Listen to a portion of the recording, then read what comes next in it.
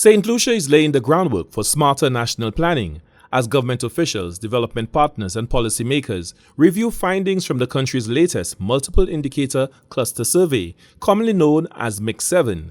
The survey, implemented by the Central Statistical Office (CSO) with technical support from UNICEF, captures a broad range of social and economic indicators that will help guide future policy decisions and measure the country's progress towards the Sustainable Development Goals.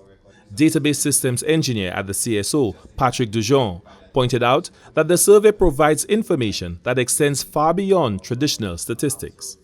In terms of the CSO, it provides us a vast range of data that sometimes are not collected by some of our external partners or ministries on Saint Lucia. Being the central repository for all data, being able to conduct such a survey and housing such data is critical for us. Everything is driven through data, which is like the world's new oil.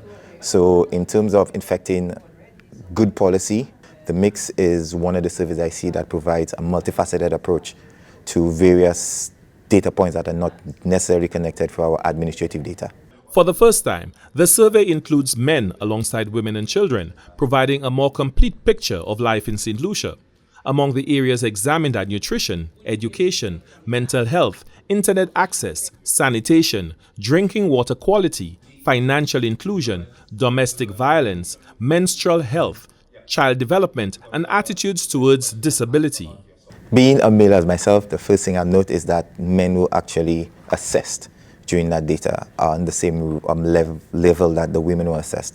The data looks at the socioeconomic data for women, specifically 15 to 49, children under 5, children between 5 to 17, and then it looks at men 15 to 49 and boys 5 to 17.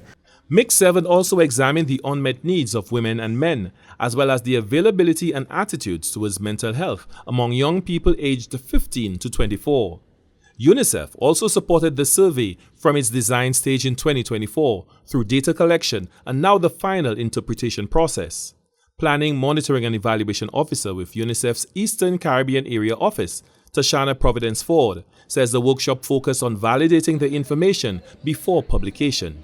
So now we are at the data interpretation and report compilation aspect of MIX, and this is where the data will be validated. So the data that was collected on the ground, our various stakeholders within the various ministries here throughout St. Lucia are here to question that data. And so once we have their approval, we will now have the final report that will be written, as well as some snapshots of the information that was collected on the ground from the persons within St. Lucia. Providence Ford says the survey generates internationally comparable high-quality data that will enable policymakers to identify critical gaps, better target resources where they are needed most, and monitor national development priorities. Once the validation process is complete, the final report and accompanying statistical snapshots will be released nationally, providing government agencies, researchers, development partners, and the public with one of the most comprehensive pictures of social conditions in St. Lucia.